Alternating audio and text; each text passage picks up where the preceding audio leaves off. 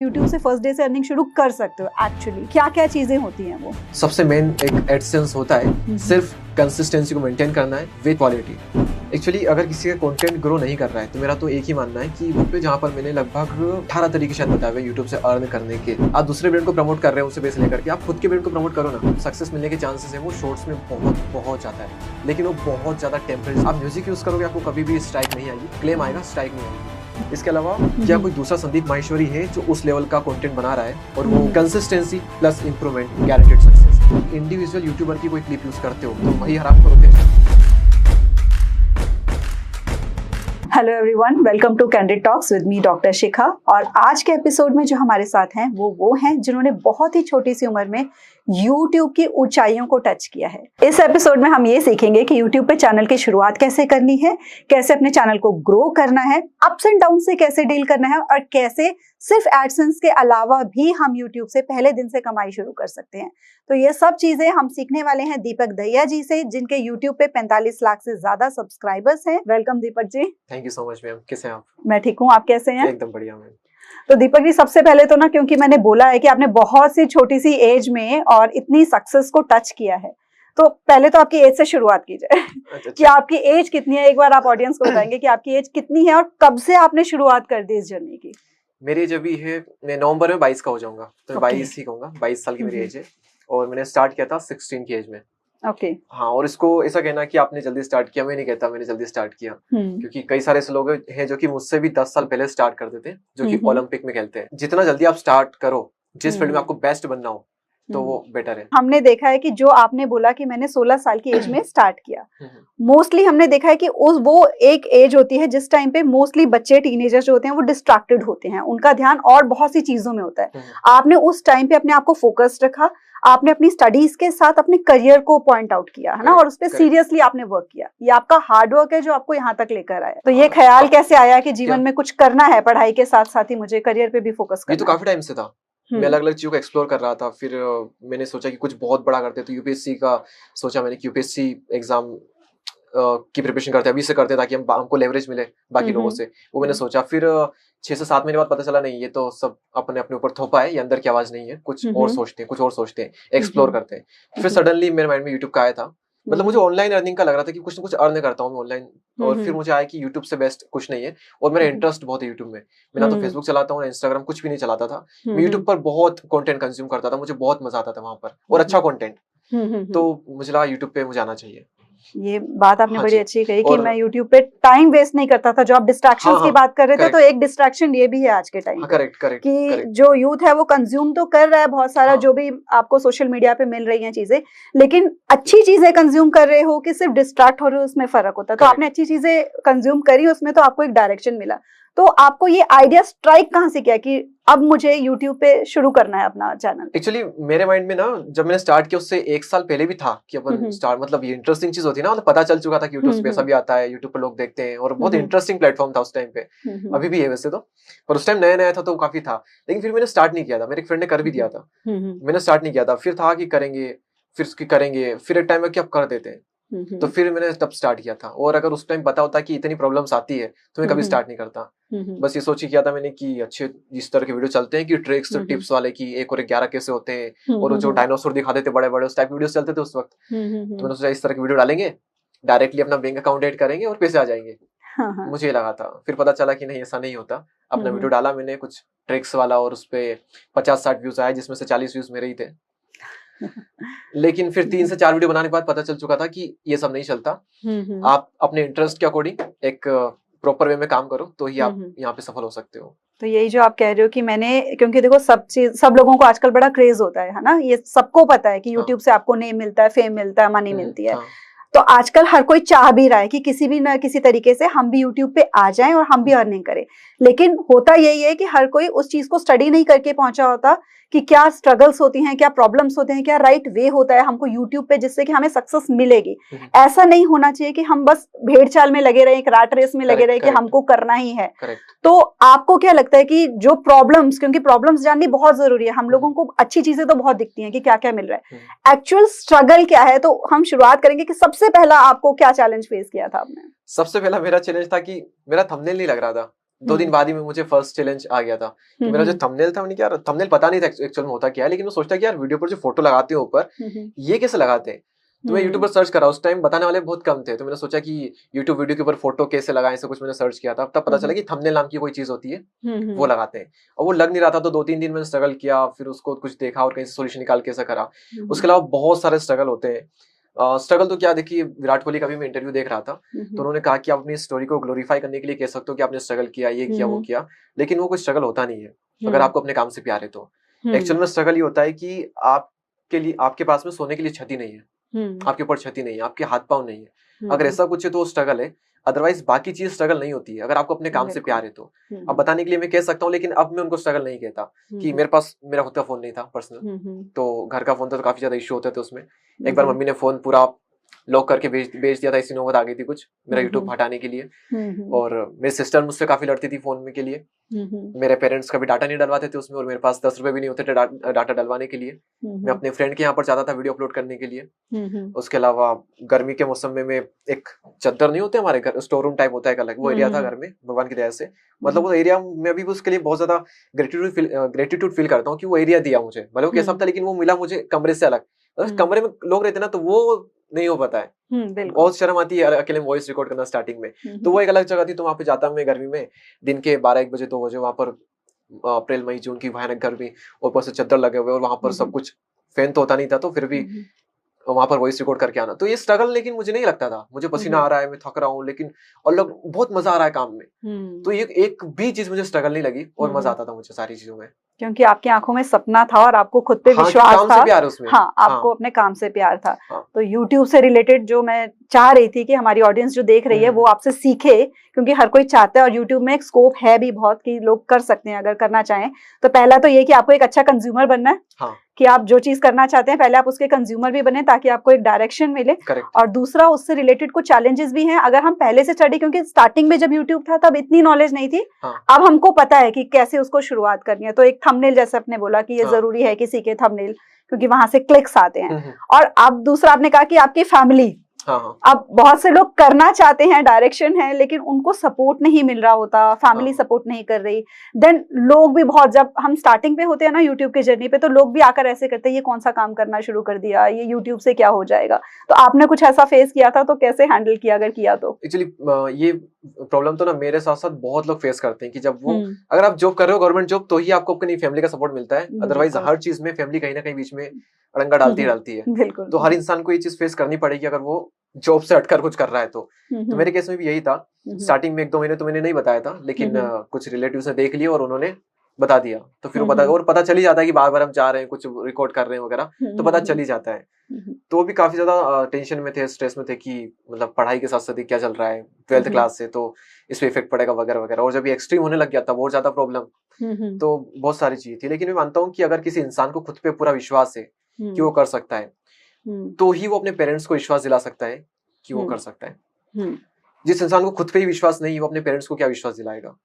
तो मेरे केस में टफ था, लेकिन फिर भी मैंने विश्वास दिलाया था उनको, बहुत टफ था उनके अंदर, फिर भी विश्वास दिलाने के बाद भी कहीं ना कहीं छोटी चीज थी, लेकिन फिर भी मैंने विश्वास दिलाया था कि मैं जो कर रहा हूँ ये कुछ ना कुछ तो बहुत बड़ा होगा इसमें। तो उन्होंने प्राउड कब पहली बार फील किया कि हाँ हमारा बेटा जो है वो सही रास्ते पे ही चल रहा है? प्राउड कब फील किया? जब पहली इनकम आई। हाँ, मतलब आपने प्रूव किया कि मैं सही रास्ते पे हूँ। और अकेले उस स्ट्रगल को फेस करके, उस चैलेंज को फेस करके, कि अभी सपोर्ट नहीं है, क्योंकि धीरे धीरे जब हमें सक्सेस मिलनी शुरू होती है ना, हम जब सही रास्ते पे होते हैं तो सपोर्ट आनी शुरू हो जाती है। हमें प्रूव करना पड़ता है कई बार हमको सपोर्ट पहले से मिलती है, फिर हम प्रूव करते हैं, कई बार हम प्रूव करते हैं, फिर सब लोग हमारे सपोर्ट में आते हैं। और मैंने नहीं, बहुत लोगों ने ये चीज फेस की और उससे आगे निकले। वो इसलिए निकले क्योंकि उनका डिजायर बहुत स्ट्रॉन्ग होता है। वो डिजायर स्ट्रॉन्ग होता है तो फिर ये सारी चीजों से आप निकल जाते हो कैसे न कैसे करके। लेकिन डिजायर स्ट्रॉन्ग नहीं तो फिर आपके पास में बहाना मिल जाएगा कि ना मेरे को तो मेरे पेरेंट्स ने कुछ नहीं करने दिया, मेरे पास तो ना फोन नहीं था तो इसलिए मैं नहीं कर पाया, मेरे पास ये नहीं था वो नहीं था, तो ऐसी बहुत चीजें मिल जाएगी हर इंसान के पास। एक्सक्यूजेस हमेशा रहेंगे। तो आपकी पहली इनकम आने में कितना टाइम लगा था आपको? 9 महीने। अच्छा, तो और आपको वीडियोस आपने कितने इस टाइम तक, किस फ्रीक्वेंसी से आप बनाते थे वीडियोस? 2 से 3 दिन में एक वीडियो, कभी डेली वीडियो, इस टाइप से। हाँ। तो सबसे बड़ा रोल आपको क्या लगता है कि जो आपको सक्सेस मिली, पहली बार आपको कब लगा था कि अब मेरा चैनल वर्क करने लग गया?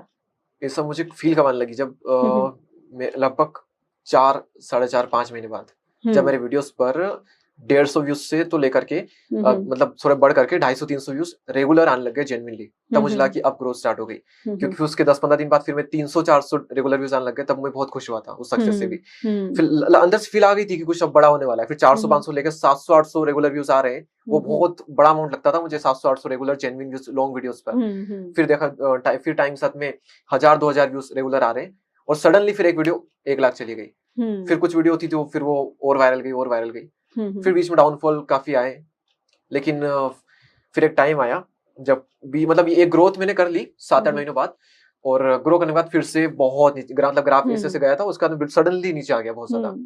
लेकिन फिर पता नहीं क्या हुआ, तो मैंने एक सॉन्ग उठा करके डाल दिया यूपीएससी के उस पे वीडियो पर, तो उसमें सडनली मेरे को अच्छे व्यूज आ गए। तो मैंने सोचा यार इसी पे एक वीडियो और बनाते हैं, वो अच्छा गया। उसके बाद फिर मैंने एक वीडियो बनाया, वो बहुत अच्छा गया।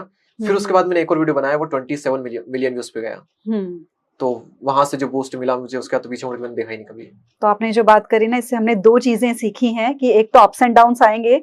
यूट्यूब की जर्नी ऐसे है कि अगर आपको एक बार सक्सेस मिलनी शुरू हो गई है, इसका मतलब ये नहीं है कि आप सेट हो गया सब। ये ग्राफ कभी ऐसे नहीं चल सकता, कभी भी नहीं। जैसे लाइफ है वैसे अप्स एंड डाउन्स यूट्यूब में भी बहुत अप्स एंड डाउन आते हैं इसमें भी। और आपको ऑडियंस को स्टडी करना पड़ता है कि आपकी ऑडियंस क्या पसंद कर रही है। आपने उसको स्टडी किया तो दोबारा से आप नीचे से वापस ऊपर लेकर गए। टाइम के साथ में आपको अपग्रेड करना ही पड़ेगा, हर चीज को बार-बार अपग्रेड करना पड़ेगा, और कई बार थोड़ा चेंज भी आपको लाना पड़ेगा उसमें।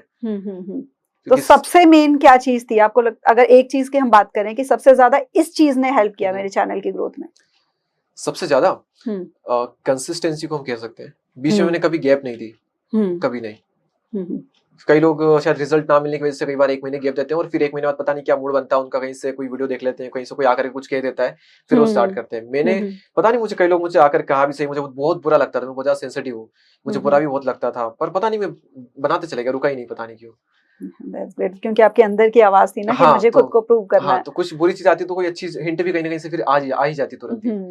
तो मैं रुका नहीं वहां। तो ये अपने अंदर की आवाज को पहचाने कैसे? क्योंकि इस टाइम पे तो देखो ऐसा फेस चल रहा है कि हर किसी को यूट्यूब पे जब हम देखते हैं कि सक्सेस मिल रही है तो हर किसी को लगता है नहीं मेरे भी अंदर ये आवाज है, मुझे भी यूट्यूब पे कुछ करना है। तो अगर किसी के अंदर ये आवाज आ गई कि मुझे भी यूट्यूब पे कुछ करना है, तो वो क्या स्टेप्स फॉलो करे अपना चैनल को क्रिएट करने के लिए, कि आइडेंटिफाई कैसे करे? ये नहीं कि होना चाहिए कि रैंडमली कुछ भी पोस्ट करना शुरू कर दिया कि सक्सेस मिल जाएगी कभी ना कभी। तो क्या उसको पहले रिसर्च करनी चाहिए अपना चैनल शुरू करने से पहले? तो आप अपनी एक्सपर्टीज देखिए, और क्या एक्चुअल में भी आपके अंदर बात है या नहीं है, या फिर सिर्फ आप हवाबाजी में आ रहे हो।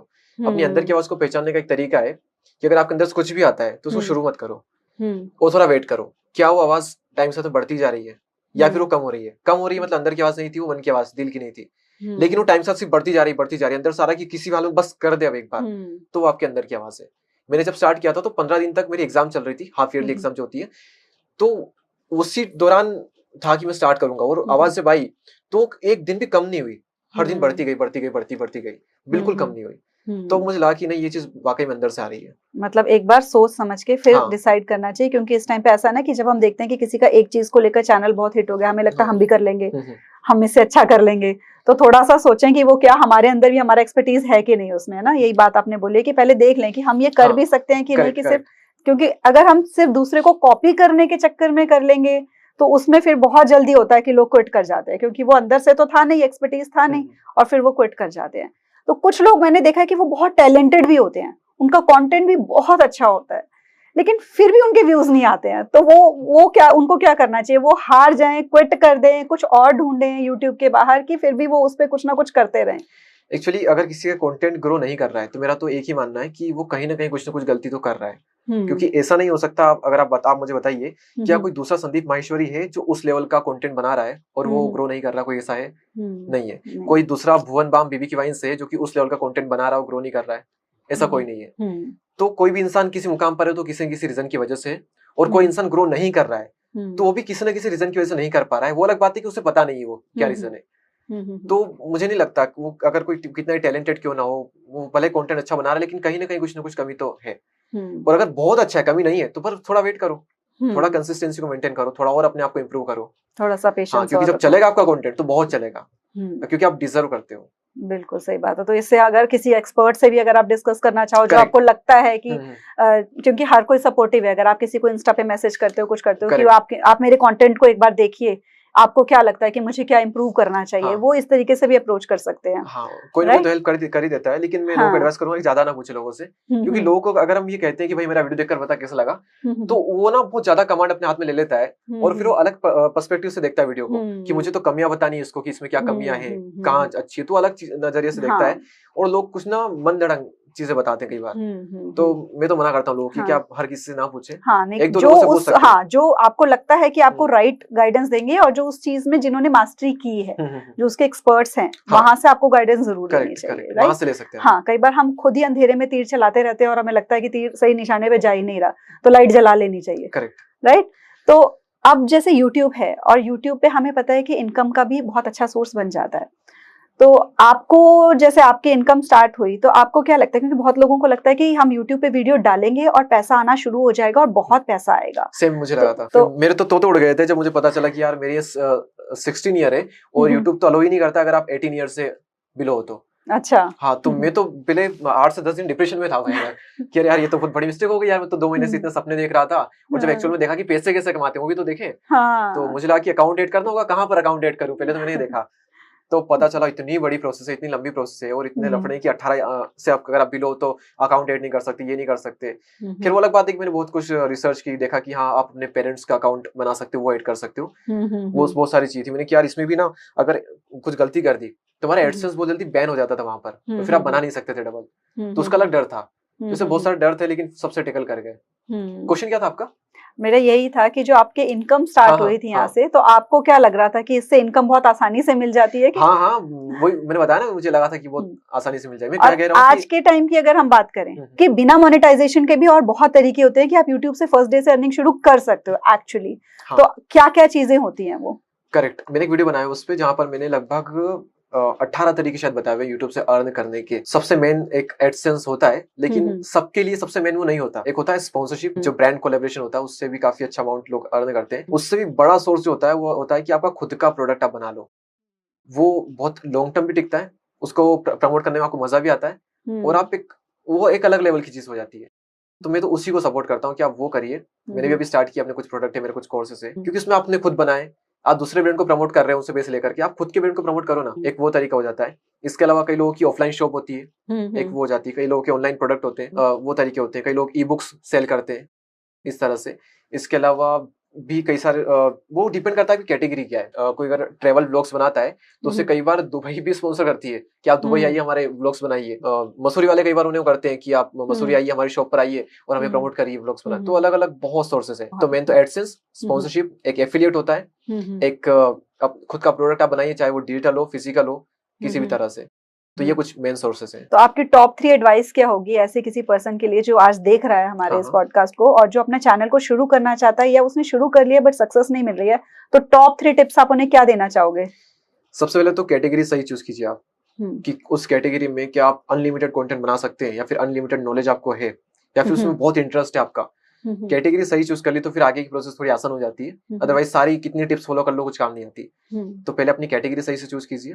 उसके अलावा फालतू चीजों को देखना बंद कीजिए, कुछ मैटर नहीं करता, सिर्फ कंसिस्टेंसी को मेंटेन करना है विथ क्वालिटी, इंप्रूवमेंट के साथ में कंसिस्टेंसी। कंसिस्टेंसी इंप्रूवमेंट नहीं है, किसी काम की नहीं है कंसिस्टेंसी। इंप्रूवमेंट्स आप कर रहे हो लेकिन कंसिस्टेंसी नहीं है उसमें, तो भी वो किसी काम का नहीं है। Consistency plus improvement guaranteed success. और चीजों को जितना हो सके उतना सिंपल रखें, बेसिक रखें, फालतू वीडियो ना देखें कि टैग, एसईओ, इसमें ये उसमें वो, कुछ चीजें इतनी मैटर नहीं करती है सारी, बस आपका कंटेंट होता है। और कंसिस्टेंसी से आपका कंटेंट बाद में ग्रो करता है, पहले आप ग्रो करते हो, और आप ग्रो करते हो तो आपका कंटेंट ऑटोमेटिकली ग्रो कर जाता है। तो इसीलिए कंसिस्टेंसी को मेन हथियार माना जाता है कंटेंट क्रिएशन में। तो आपने यही सजेस्ट किया है, जो हमने अब तक बातें करी उससे ये कि जब भी चैनल को शुरू करें एक बार तो पहले वो आइडेंटिफाई करें कि उनको किस चीज पे कैटेगरी कौन सी, जिसपे भी वो अनलिमिटेड कंटेंट बना सकते हैं। दूसरा आपने ये कहा कि हम अपने अंदर से देखें कि हमारी एक्सपर्टीज किस चीज में है, हम दूसरे से बस इन्फ्लुएंस होकर कि बहुत अच्छा लग रहा है वो शुरू ना करें। तीसरा, हमारे पास जो भी फिलहाल रिसोर्सेज अवेलेबल हैं, जैसा भी फोन है, जो भी जगह है, जो भी बाइक है, इनके चक्करों में ज्यादा ना पड़े। आपका कंटेंट मैटर करता है, बाकी सारी चीजें over the period of time improve होती रहती है। और अगर आपको इन चीजों से अभी आप ऊपर नहीं उठे हो कि लोग क्या कहेंगे और कैसे रिएक्ट करेंगे, तो बेटर है कि आप लोगों के साथ शेयर ही मत करो जो बहुत क्लोज लोग हैं। आपकी सक्सेस को ही उनको जवाब देने दो, आपकी सक्सेस को ही सामने आने दो, आपको बोलकर अभी किसी को शो नहीं करना। करेक्ट। और इतनी चीजों को अगर आप इग्नोर कर लोगे कि इससे कैसे बचे, उससे कैसे बचे, तो जब अपनी कहानी जोश टॉक पे या फिर ऐसे पॉडकास्ट में सुनाने जाओगे तब बोलोगे क्या लोगों को कि मैंने क्या स्ट्रगल, कि कुछ स्ट्रगल नहीं किया, मैंने दीपक दत्ता का पॉडकास्ट देख लिया था तो उसने सारी चीज बता दी थी तो मेरी सारी चीज ऐसे सॉल्व हो गई। ऐसा नहीं होता, आपको फेस करना ही पड़ेगा। ये इनसिक्योरिटी, ये चैलेंजेस, ये प्रॉब्लम, ये स्ट्रगल आपके साथ होंगे ही होंगे, तभी तो आपकी कहानी थोड़ी मजेदार बनेगी। हर किसी की अपनी एक अलग कहानी होगी, हम दूसरों की कहानी से कुछ सीख लेंगे और फिर हम अपनी कहानी बनाएंगे। ये जो टाइम होता है गुजर जाता है और फिर आप काम कर सकते हो, बस ये हम कर सकते हैं, बाकी गुजरना तो सबको पड़ेगा। बिल्कुल। अब YouTube पे जब हम वीडियोस बनाते हैं तो YouTube पे अब पहले जो था सीधा होता था कि हमको लॉन्ग फॉर्म कंटेंट बनाना है और हम एक स्क्रिप्ट प्रिपेयर करके वीडियोस रिकॉर्ड करते थे। लेकिन अब YouTube में भी ना बड़ा कंफ्यूजिंग है और शॉर्ट्स बहुत चल रहे हैं। लॉन्ग वीडियोस करें कि शॉर्ट वीडियोस करें, इसमें भी ऑडियंस बड़ी कंफ्यूज रहती है। शॉर्ट्स करें तो जो ट्रेंडिंग ऑडियो है उनके ऊपर शॉर्ट्स करें कि अपना ओरिजिनल कंटेंट क्रिएट करें, इस पे भी कंफ्यूज रहते हैं। तो आपको क्या सजेस्ट करते हो कि क्या ज्यादा चीजें मैटर करती है, लॉन्ग फॉर्म या शॉर्ट फॉर्म? देखिए, ज्यादा जो सक्सेस मिलने के चांसेस है वो शॉर्ट्स में बहुत बहुत ज्यादा है, लेकिन वो बहुत ज्यादा टेम्परेरी सक्सेस मिलने के चांसेस है। ओके। लॉन्ग फॉर्म में पैसा ज्यादा है, लॉन्ग टर्म सक्सेस है, ब्रांड कोलैबोरेशन आने के चांसेस ज्यादा है, ब्रांड पैसा आपको ज्यादा देता है लॉन्ग फॉर्म में। इसके अलावा लॉन्ग फॉर्म कंटेंट में लोग आपको ज्यादा देर तक देखते हैं तो आपकी ब्रांड वैल्यू वहां ज्यादा बनती है। तो लॉन्ग फॉर्म तो हमेशा से ही किंग रहा है, शॉर्ट फॉर्म तो अभी आया हुआ है। लेकिन ये है कि शॉर्ट फॉर्म में तभी जाना चाहिए जब आप बहुत ही अच्छा कंटेंट बना सकते हो और बहुत अच्छी वैल्यू उसमें भी अपनी एक ब्रांड वैल्यू आप बना सकते हो। शॉर्ट फॉर्म कंटेंट में लोग आपको बार बार देख रहे हैं, आपको एक अलग कंटेंट दिख रहा है बहुत ही शॉर्ट में, तो चांसेस है। अदरवाइज शॉर्ट फॉर्म मुझे स्टार्टिंग से बिल्कुल पसंद नहीं है, लेकिन इसको नकारना बिल्कुल गलत हुआ क्योंकि जो ट्रेंड है उसको ट्रेंड को नकारा नहीं जा सकता। मैंने पहले बहुत नकारा और इसमें बहुत कुछ खो भी दिया इसको इग्नोर करने के चक्कर में। लेकिन अब मैं कहता हूँ कि शॉर्ट्स बना सकते हो तो बिल्कुल बनाइए, बहुत ही बढ़िया बनाइए, ऐसे बनाइए कि लोग देख करके आपके कायल हो जाए, तुरंत फॉलो करें और बार बार आपके शॉर्ट फॉर्म उनको देखने चाहिए, तो एक ब्रांड वैल्यू क्रिएट होगी। वरना शॉर्ट में ऐसा होता है ना, किसी का वीडियो आया चला गया, हम स्क्रॉल कर रहे हैं 50 रील देखी, 50 में से किसको याद रखेंगे? तो कोई किसी को याद नहीं रखता शॉर्ट्स में, और 7-8 महीनों में लोग चैनल ग्रो करके गायब हो जाते हैं शॉर्ट में। तो मैं लॉन्ग फॉर्म के सपोर्ट में हूँ। आप शॉर्ट फॉर्म भी बनाइए, लॉन्ग फॉर्म भी बनाइए, अगर बना सकते हैं तो दोनों का मिक्स बनाएंगे और ज्यादा बेटर है। लॉन्ग टर्म सक्सेस के लिए शॉर्ट कंटेंट ज्यादा मैटर करेगा कि लॉन्ग? Obviously long content. आप देखो ना, आप जितने क्रिएटर को जानते हैं, आप इमेजिन कीजिए किसी भी 5 कंटेंट क्रिएटर को, देखिए कि वो लॉन्ग फॉर्म में या शॉर्ट फॉर्म में है। बिल्कुल सही बात है। इमेजिन किया आपने? शॉर्ट फॉर्म में भी होंगे, ऐसी बात नहीं है, लेकिन लॉन्ग की वजह से ही हम उन्हें जानते हैं एक्चुअल में। और कुछ है जो शॉर्ट फॉर्म में बहुत अच्छा कर रहे हैं, तो वो भी आप कर सकते हैं, लेकिन उसमें गारंटी नहीं है कुछ भी। हाँ, क्योंकि शॉर्ट्स का जैसे देखा है कि उसमें ये श्योरिटी नहीं है कि ऑडियंस जितनी, आपको सब्सक्राइबर्स तो मिल जाते हैं कई बार, बस कोई भी एक शॉट वायरल होता है और फिर मैंने देखा है लोगों को लगता है कि हमारा एक शॉट वायरल हो गया, फिर वो पूरी जान लगाते हैं। लेकिन शॉर्ट्स और लॉन्ग कंटेंट में देखा है, लॉन्ग में तो ऑडियंस कनेक्ट हो जाती है, वो अगर उनको एक वीडियो पसंद आ गया तो वो आपके पास दोबारा आएंगे नोटिफिकेशन। लेकिन शॉर्ट्स में वो चांसेस बहुत कम हो जाते हैं कि वो दोबारा से आएंगे। हाँ करेक्ट। एक्चुअली अभी मैं आपको बताता हूँ चीज। एक मेरे पास कोई मिलने वाला, ट्रेन में मुझे कुछ लोग मिले थे पहले, तो वो मुझे देख रहे, तो मुझे कुछ लुच्चे लपंगे लगे पहले तो ट्रेन में। तो मैंने अपना बैक साइड में रखा, मैंने आईफोन छुपाया सबसे पहले, तो वो आईफोन देख रहे थे मेरा, तो मैंने आईफोन छुपाया। फिर वो फिर आए मेरे पास 10 मिनट बाद, वापस मेरे पास ही आ गए। फिर उन्होंने बताया कि भैया आप ही हो ना? मैंने कहा चलो ये तो मेरे सब्सक्राइबर है, तो मैंने कहा हाँ भैया ये मैं ही हूँ। फिर उनके वो भी यूट्यूबर थे और उनके पास में एक डायमंड प्ले बटन था। हाँ, फिर उन्होंने बताया कि वो 10 मिलियन वाला चैनल हमने 8 लाख रुपए में बेच दिया। अच्छा। क्योंकि उसकी कोई वैल्यू नहीं है, सब्सक्राइबर बढ़ा लिए, शॉर्ट डाल के उस पर व्यूज आते नहीं है। हाँ, ना लॉन्ग पे आते ना फिर शॉर्ट्स पे आते हैं। तो उस तरह का नहीं चलता। लेकिन फिर भी कुछ शॉर्ट फॉर्म में बहुत अच्छा कर रहे हैं क्योंकि उन्होंने बहुत यूनिक कंटेंट बनाया शॉर्ट फॉर्म कंटेंट में। बिल्कुल।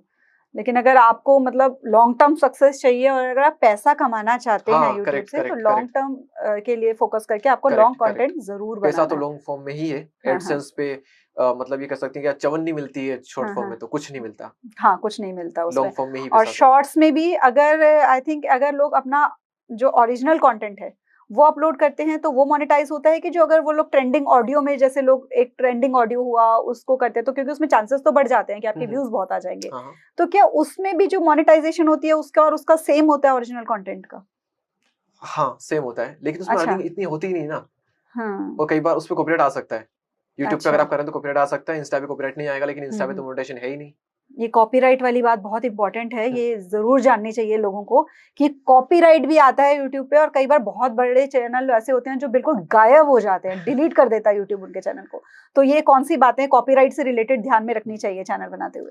कॉपीराइट से रिलेटेड यही है कि आप दूसरे इंडिविजुअल जो यूट्यूबर्स हैं उनका कंटेंट यूज ना करें। आप म्यूजिक यूज करोगे आपको कभी भी स्ट्राइक नहीं आएगी, क्लेम आएगा, स्ट्राइक नहीं आएगी। तो म्यूजिक में आप थोड़े सेफ हो, चैनल को कोई डर नहीं है, क्लेम आ सकता है। इसके अलावा आप किसी मूवी की या हॉलीवुड मूवी की कुछ क्लिप यूज करते हैं, उसमें भी आपको कोई इश्यू नहीं है। क्लेम भी उसमें 99.9% केसेस में नहीं आता, मुझे आज तक नहीं आया। सबसे ज्यादा तो उसी में होता है कि आप किसी इंडिविजुअल यूट्यूबर की कोई क्लिप यूज करते हो, तो वही हरामखोर होते हैं जो देते हैं स्ट्राइक, बाकी कोई देती नहीं है। बाकी क्लेम देते हैं जिसमें रेवेन्यू शेयर होता है कि हमारे वीडियो का जो रेवेन्यू उनको चला जाएगा, बस, और कुछ नहीं। अदरवाइज वो ऑडियो को म्यूट कर दिया जाता है कई बार। हाँ, अब तो ऑप्शन भी आ गया। हाँ, पहले था कि आप पूरे ऑडियो को म्यूट कर सकते हो, इसमें आपकी आवाज भी चली जाएगी, म्यूजिक भी चला जाएगा। अब एक ही म्यूजिक जाएगा लेकिन आपकी वॉइस नहीं जाएगी। अब ये फीचर भी आ चुका है। तो जो लोग क्लिप्स ऐड करते हैं, अच्छा, कई लोग क्या करते हैं कि वो ये चैनल ही ऐसे बनाते हैं कि इधर से वीडियो किसी का उठाया वो डाल दिया, किसी और के मोटिवेशनल वीडियोस उठाए वो अपने चैनल पे डाल दिए। क्या उनका सक्सेसफुल होना पॉसिबल है दूसरे के कंटेंट को यूज कर करके ही? किसी की वीडियो उठा करके डाल दी? हाँ। नहीं, उसमें कुछ नहीं हो सकता। उसमें मोनेटाइज कैसे करोगे आप? और मोनेटाइज कर भी लिया आपने, मोनेटाइज चैनल खरीद करके फिर उसमें आप कंटेंट अपलोड कर रहे हो, पर कॉपी कंटेंट कम ही चलता है, बहुत कम चलता है। क्योंकि मैंने देखा बहुत सारे वीडियोस ऐसे होते हैं कि आप कॉपी करो और कंटेंट बनाओ और आपका चैनल मोनेटाइज हो जाएगा। यही तो स्ट्राइक आती है। हाँ, यही पर स्ट्राइक आती है और यहीं पर लोगों के चैनल टर्मिनेट होते हैं। चैनल टर्मिनेट हो जाते हैं। तो मतलब जितनी मेहनत आप दूसरे का कॉपी करने में कर रहे हो, उतनी मेहनत खुद का ओरिजिनल कंटेंट बहुत कुछ मिलेगा, बहुत कुछ मिलता है। बिल्कुल सही बात है। तो जो रोनाल्डो हैं जिन्होंने अभी अपना चैनल स्टार्ट किया और बहुत सक्सेस मिल रही है, तो आपको क्या लगता है वो मिस्टर बीस्ट को क्रॉस कर पाएंगे? नहीं कर पाएंगे। नहीं कर पाएंगे। अच्छा, अगर मैं पूछूं reason? Mister Beast full time content creator है और वो एक अलग लेवल की चीज है यूट्यूब पर। रोनाल्डो की स्टार्टिंग में हाइप है, तो आप देखोगे 50 के बाद में 60 में काफी टाइम लग गया, या फिर अभी पता नहीं 60 हुए या नहीं हुए, लेकिन अब मुश्किल है। तो क्या मैं इस चीज को इस तरीके से भी समझूं कि अगर हम फुल टाइम कंटेंट क्रिएटर होते हैं तो यूट्यूब में सक्सेसफुल होने के चांसेस ज्यादा होते हैं, ज्यादा होते हैं क्योंकि घास वहां ज्यादा हरी होती है जहां आप ज्यादा पानी डालते हो। बिल्कुल। तो वही चीज अगर हम ये सोचे कि हम पार्ट टाइम यूट्यूब कर लेंगे, कभी एक आध वीडियो डाल देंगे, तो उससे चांसेस इतने ज्यादा नहीं होते हैं। कर सकते हो लेकिन काफी कम है। हाँ, उसमें फिर लक चलता है कि बाय चांस हो सकता है कि आपको बहुत ज्यादा एक्सपर्टीज उस फील्ड में, तो शायद आपको लोग सुनना पसंद कर लेंगे, लेकिन आप उस फील्ड में काम नहीं कर पाओगे अपने आप पे। अच्छा, यूट्यूब को एज अ करियर ऑप्शन क्या रखना चाहिए? क्योंकि बहुत से, जैसे आपने बताया कि आपने भी स्कूल में स्टार्ट किया था, तो बहुत से बच्चे भी सोच रहे होंगे अब इस पॉडकास्ट से इंस्पायर होकर कि हमें भी शुरू करना चाहिए। तो क्या आप ये सजेस्ट करोगे कि यूट्यूब को एज अ करियर ऑप्शन लेकर चलना चाहिए, कि आपको इसके यूट्यूब के बाहर कुछ और करना चाहिए और यूट्यूब को साइड बाय साइड स्टार्ट करना चाहिए? ये क्वेश्चन बाद में पूछना चाहिए अपने आप से, जब आप बहुत ज्यादा ग्रो कर जाओ और आपको लगे कि अब मैं एक अलग लेवल पर हूँ, तो यहाँ पे मैं कुछ टाइम के लिए फुल टाइम ले सकता हूँ यूट्यूब को, लेकिन कुछ ना कुछ आप बैकअप में भी रखें। लेकिन जब स्टार्ट कर रहे हो तब तो फुल टाइम सोचना ही मत इसको। हाँ। ड्रीम ले सकते हो कि आप बाद में फुल टाइम करेंगे, अभी फुल टाइम नहीं, यूट्यूब को। हाँ, स्टार्टिंग में आप जो कर रहे हैं उस पे फोकस रखें, करेक्ट। साइड बाय साइड थोड़ा एक्स्ट्रा एफर्ट डालकर ये करें। मुझे भी था कि पढ़ाई के अलावा कुछ टाइम मिल रहा है, काफी ज्यादा टाइम, तो इसको वेस्ट ना करके कहाँ इन्वेस्ट कर सकते हैं, तब मैंने वहां इन्वेस्ट किया था उससे। अब जब हम ये बात कर रहे थे यूट्यूब की, तो जो डिस्ट्रैक्शंस की भी मैंने बात शुरू की थी कि यूथ की लाइफ में बहुत सी डिस्ट्रैक्शंस हैं, और ऑब्वियस सी बात है कि अगर आपने इस एज में सक्सेस को अचीव किया है तो वो डिस्ट्रैक्शंस को आपने फेस किया है, लेकिन आपने उनको साइडलाइन कर दिया है, आप उनसे डिस्ट्रैक्ट हुए नहीं, आपने अपना फोकस बना कर रखा। तो जो यूथ आजकल डिस्ट्रैक्ट होता है ना, नहीं, मैं भी डिस्ट्रैक्ट हुआ था एक्चुअली। अच्छा, यूट्यूब जर्नी मेरी जब बीच में थी, तब मैं बीच में डिस्ट्रैक्ट हुआ था काफी। ओके। हाँ, ना चाहकर भी हम इसमें डिस्ट्रैक्ट हो जाते हैं, सारी चीजें भूल कर किसी एक इंसान के पीछे इतना पागल हो जाते हैं कि कुछ समझ नहीं आता है, कुछ भी, कि हमारे जो ड्रीम्स है, इतने सारे प्लान्स है, हमारा चैनल है, ये वो लाइव, कुछ भी नहीं, बस वो एक चीज तो आप भी करती है। अच्छा, तो आप भी डिस्ट्रैक्ट हो गए थे और आपने खुद को वापस लेकर आए हो वापस 4 से 5 महीने पूरे। अच्छा, फ्लश आउट कर दिए थे इसी में। लोगों की ग्रोथ हुई थी सबसे ज्यादा कोविड में, मेरी सबसे ज्यादा डाउन गई थी कोविड में। ओके। हाँ, तो आपने क्या सीखा? क्योंकि जहां तक आप बात कर रहे हैं तो उससे यही पता चलता है कि कुछ रिलेशनशिप ही ऐसा रहा कि जहां आपको लगता है कि आपने अपना सारा टाइम और फोकस वहां डिवोट कर दिया था, बट आपको बहुत जल्दी रियलाइज हो गया। आप 4-5 महीने बाद ही कह रहे हैं कि मुझे समझ में आ गया। तो वो कैसे आपको रियलाइज हुआ कि क्या गलती आपने कर दी थी, जिससे कि जो आपको सुनने वाले हैं वो गलती दोहराए ना? एक्चुअली मैंने कोई गलती की नहीं थी, क्योंकि मैं तो रिलेशनशिप में आ ही नहीं पाया था, दिक्कत यही थी। अच्छा। हाँ, मेरे केस में यही था। मेरे केस में यही मेरा बैकअप था कि मेरे पास सिर्फ रिजेक्शन था। तो जो रिजेक्शन है उसके लिए 3-4 महीने वेट करना पड़ा, फिर रिजेक्शन मिला, फिर 5-7 महीने या फिर कहीं 1 साल तक वो जो पेन था, जो इनसिक्योरिटी थी, वो सब रहा लंबे टाइम तक। लेकिन सबसे बड़ी लर्निंग यही है कि टाइम कैन हील एवरीथिंग। कितना भी बड़ा पेन क्यों ना हो, कितना भी बड़ा, आप सोच रहे हो कि मेरा पेन तो दुनिया में सबसे बड़ा, इससे बड़ा कोई पेन नहीं हो सकता, कितना भी बड़ा पेन हो वो हील हो सकता है टाइम के साथ। टाइम से ज्यादा हीलिंग पावर किसी में नहीं है। दुनिया में ऐसी कोई मेडिसिन नहीं बनी जो टाइम को बीट कर पाए हीलिंग में। बिल्कुल सही बात कही आपने। तो रिजेक्शन की जो आप बात कर रहे थे, तो मैंने भी अपने कई वीडियोस में इस बारे में बात की हुई है कि अच्छा। क्योंकि ये जो एज है ना, इसमें जब रिजेक्शन मिल जाती है, ऑलरेडी बच्चा इनसिक्योर है, ऊपर से जब रिजेक्शन मिल जाती है ना, तो उसको लगता है कि मेरे अंदर कोई कमी है, जबकि हमें समझना ये होता है कि उस पर्सन को वो जो पर्टिकुलर क्वालिटीज चाहिए अपने पार्टनर में, Correct. वो आपके पास नहीं है, वो Correct. किसी और में है। तो इसका मतलब आपके लिए भी कोई और पर्सन राइट बना हुआ है। तो रिजेक्शन से डील करना होता है हमें, जबकि मोस्टली लड़के क्या करते हैं कि ठुकरा के मेरा प्यार मेरा इंतकाम देखेगी।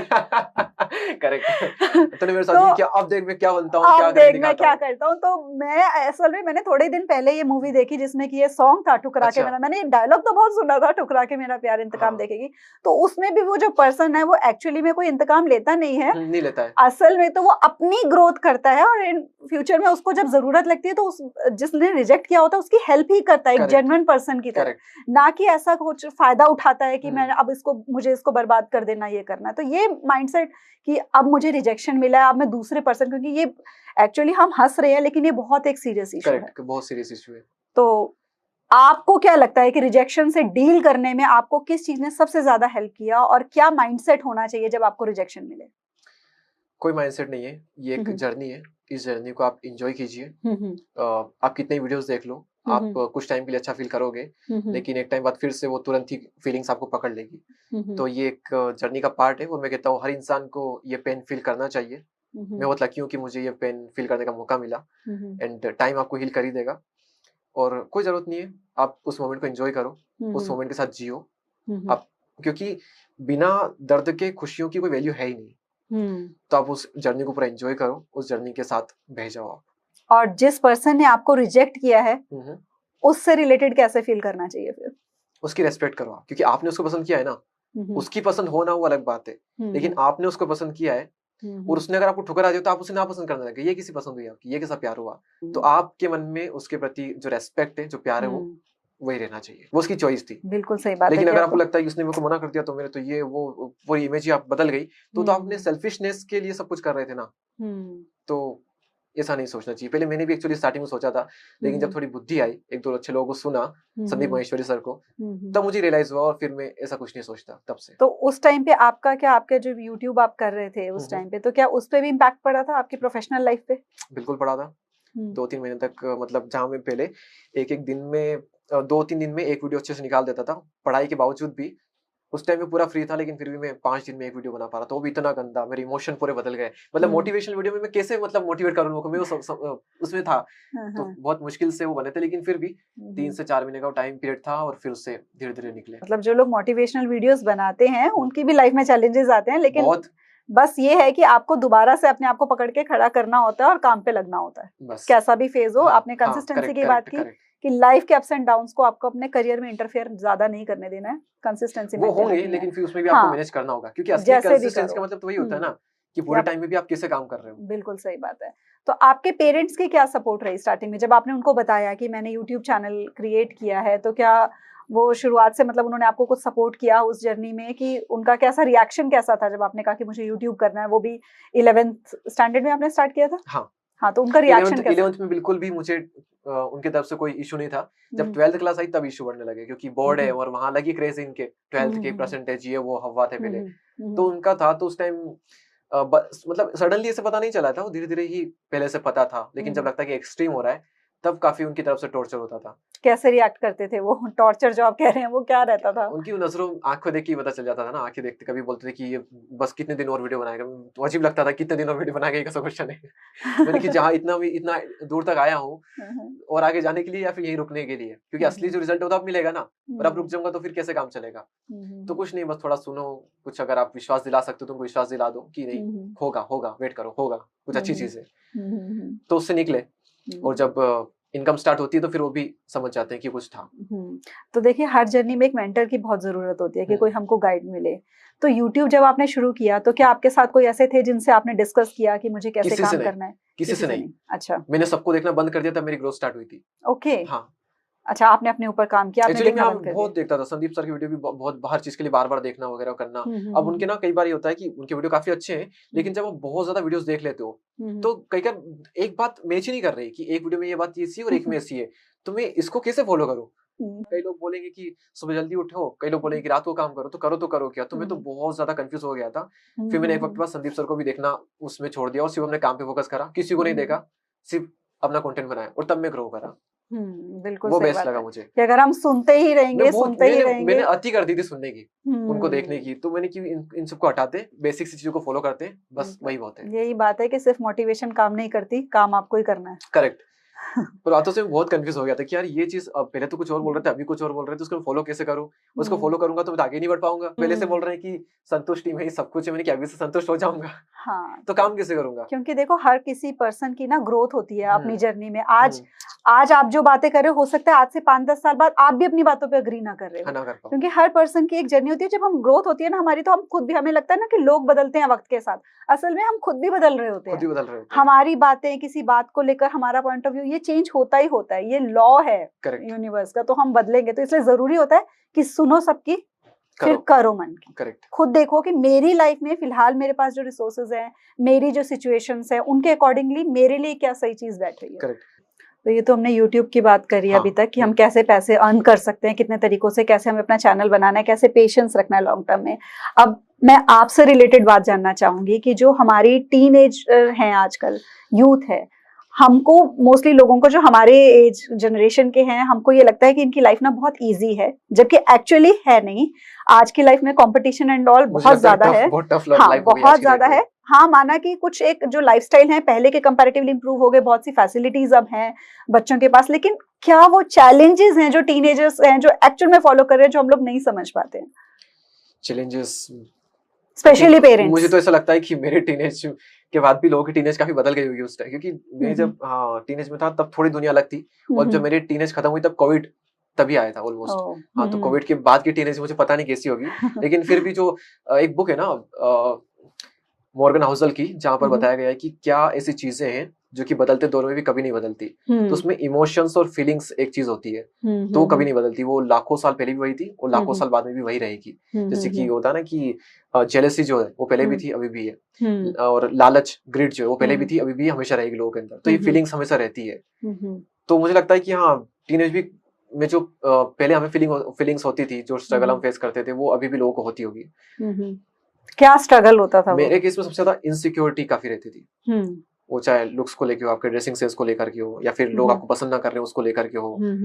कई बार आपको रिजेक्शन मिलते हैं, आप लोगों की बातों को बहुत ज्यादा सीरियसली ले लेते हो, बहुत ज्यादा ओवरथिंक करते हो बिना मतलब की चीजों पर। ऐसे में कई बार मुझे सिर्फ एक रिग्रेट होता है कि काश कोई होता मेरे साथ जो मुझे इन चीजों के बारे में थोड़ा सा मुझे बता सकते। पर वो सारे अपने एज के फ्रेंड होते हैं, वो भी क्या बताएंगे, वो खुद उन चीजों से जूझ रहे होते हैं। बिल्कुल सही बात है। तो इसी बहुत सारी चीजें होती है। थोड़ा सा पेरेंट्स और थोड़ा सा जो स्कूल में टीचर्स हैं, वो सब इस चीज के ऊपर ध्यान दे सकते हैं, क्योंकि आज के टाइम में मैंने देखा है स्कूल में इन चीजों पर बताया जा सकता है। क्योंकि ये जो इनसिक्योरिटी आप बता रहे हैं ना कि कैसे दिखते हैं हम और कैसा, ये हमारे टाइम से जो थी, हमने भी ये चीज फेस की, लेकिन आज के टाइम में ये बहुत ज्यादा है, क्योंकि आपको एक्सपोजर बहुत ज्यादा लोगों का है ना। आप सोशल मीडिया पे एक से एक इन्फ्लुएंसर्स देखते हो कि जो परफेक्ट बॉडी है, दिखने में भी अच्छे है, चाहे सबके फिल्टर लगे हैं, लेकिन आपको फिल्टर के पार क्या है वो नहीं दिखता है। एक्चुअली तो हम उसको कंपेयर कर लेते हैं। हाँ, रियल लाइफ में भी काफी लोग दिखते हैं अच्छे, तो उनसे भी बहुत कंपेयर करते हैं। हर चीज से कंपेयर करते हैं, हर चीज से। हाँ, वो डबल हो गया प्रेशर। तो आप क्या एडवाइस करना चाहोगे?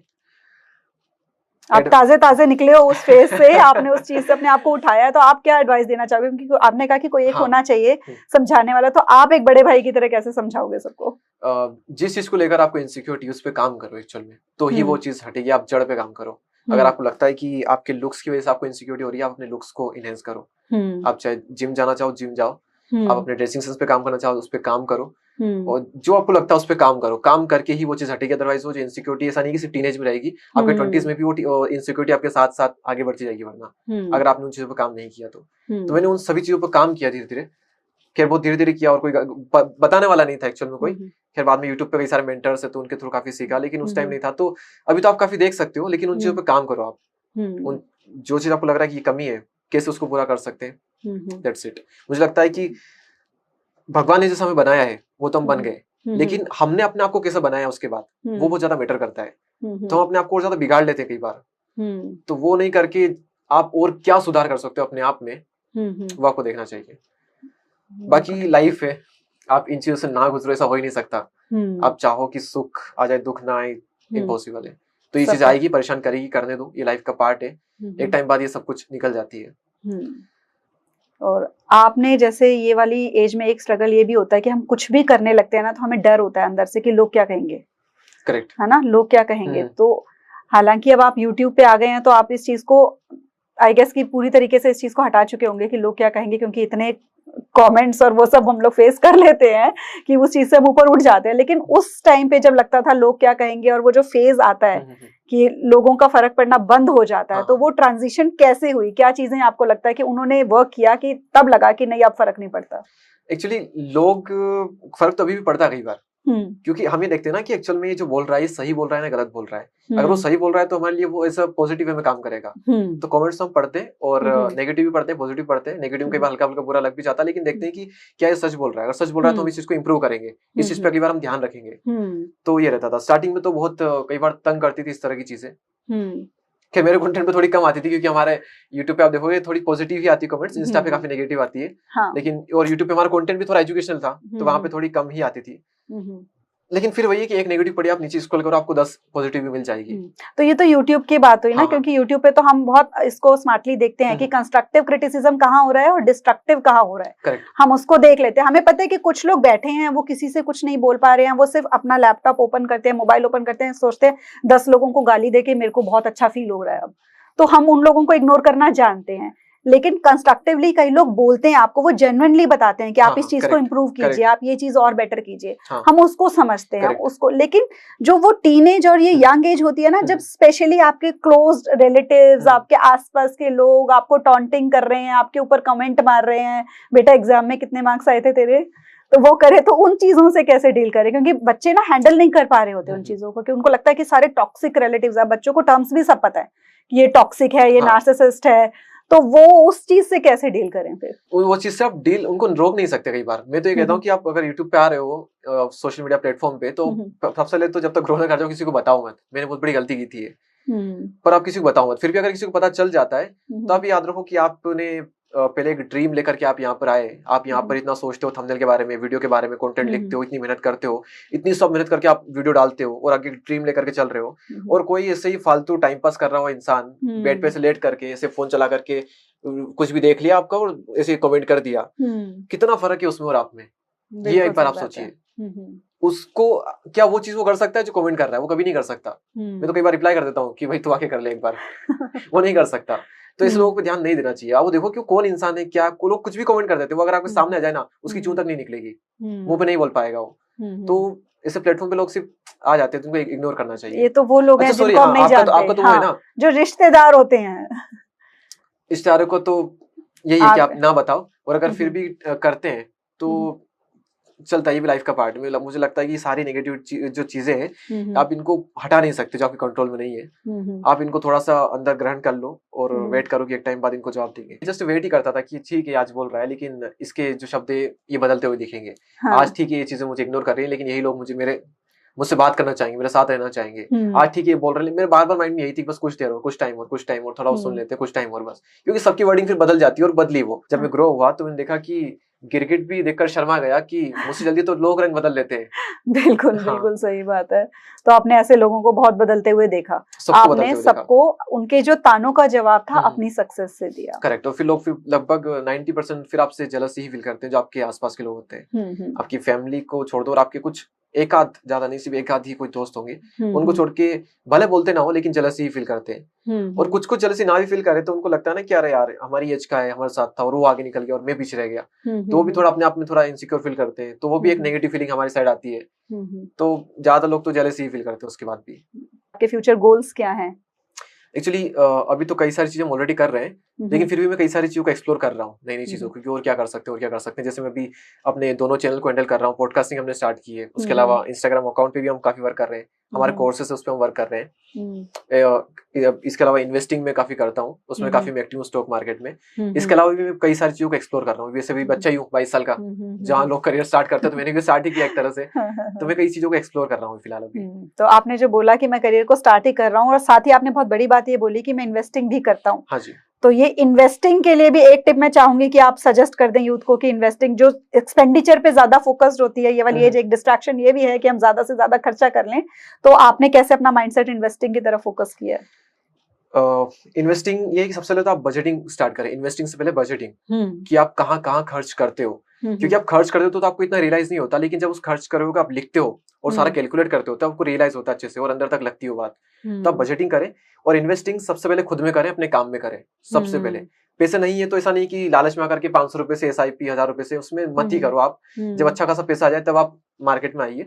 उससे पहले तो आप अपने काम में इन्वेस्ट कीजिए, अपने आप पर इन्वेस्ट कीजिए। उसके बाद फिर जब अच्छा खासा अमाउंट आपके पास में आ जाए फिर आप SIP स्टार्ट कर सकते हैं म्यूचुअल फंड में, वो बेस्ट है। तो सिर्फ दिखावे के खर्चों में ना पड़े। नहीं, उनमें तो नहीं, दिखावे की दुनिया में नहीं जीना, क्योंकि उसका कोई अंत ही नहीं है। बिल्कुल सही बात है। तो अब हम एक क्विक रैपिड फायर राउंड करते हैं जिसमें कुछ एक क्वेश्चंस पूछूंगी जिनके आपको आंसर्स फटाफट से देने हैं। ओके। अगर आपको एक सुपर पावर मिलती है तो आप उससे क्या चूज करेंगे? एक सुपर पावर। पास्ट में जा सके कभी। ओके। हाँ। तो आप पास्ट में जाके कुछ करेक्ट करना चाहते हैं। ग्रेट। आपका फेवरेट मोटिवेशनल कोट जो आप हर रोज रिपीट करते हैं, जब भी आपको बोलते हैं तो आपको उससे इंस्पिरेशन मिलती है, मोटिवेशन मिलती है? मेरे कोट बदलते रहते हैं एक्चुअली टाइम के साथ। कोई एक मंत्रा लाइफ का? बस बढ़ते जाओ, लाइफ में है सब कुछ होता रहेगा, आगे बढ़ते जाओ। ग्रेट। आपका सक्सेस को सेलिब्रेट करने का बेस्ट तरीका क्या है? सक्सेस को सेलिब्रेट करने का जो दिल से आ रहा है, जैसा सेलिब्रेट कर सकते हो, एकदम हाँ हो करके, जो मन में आ रहा, गाने सुन के, इमेजिन करके अपनी पूरी जर्नी को, इस टाइप से। अच्छा, फेवरेट मोटिवेशनल बुक, क्योंकि आप मोटिवेशनल वीडियोस बनाते हैं, बहुत अच्छे वीडियोस होते हैं आपके, तो फेवरेट मोटिवेशनल बुक जो आप रिकमेंड करना चाहेंगे? ब्रायन ट्रेसी की है the power of self discipline. Okay. आत्मानुशासन की शक्ति हिंदी में। ठीक है, डिसिप्लिन बहुत जरूरी होता है लाइफ में। एक्चुअली वो बुक ना सब कुछ कवर कर लेती है डिसिप्लिन के साथ साथ। एक टिप YouTube पे सक्सेस के लिए अगर कहा जाए कि सिर्फ एक टिप है, उसको फॉलो करो। यही है, कंसिस्टेंसी के साथ में इंप्रूवमेंट, बस। ओके। अच्छा, जो आपका पॉडकास्ट चल रहा है तो आपके उस पे ड्रीम गेस्ट कौन है? कोई मोटिवेशनल ऐसे हो जो पॉडकास्ट पे बुलाना चाहते हैं? ड्रीम गेस्ट एक क्रिकेटर है, सुरेश रैना। ओके। हाँ। बहुत अच्छा लगा आपसे बात करके, बहुत सी बातें सीखने को मिली, ऑडियंस को भी बहुत कुछ सीखने को मिला होगा। जिनको लग रहा था कि हम YouTube को हिट कर दें, कि कैसे स्टार्ट करें, उनको इंस्पिरेशन बहुत मिली होगी अपने चैनल पे काम करने के लिए। तो वही चीज आपने भी अपनी लाइफ में फॉलो करी है, तभी आपको इतनी अच्छी सक्सेस मिली है। एंड आई विश कि आपको आगे और बहुत सक्सेस मिले, और आपका जो दोनों ही चैनल्स हैं बहुत अच्छे ग्रो करें, और आपके जो भी फ्यूचर गोल्स हैं, इंस्पिरेशंस हैं, वो बहुत अच्छे से जल्दी पूरे हों। All the very best for your future. Thank you so much for coming.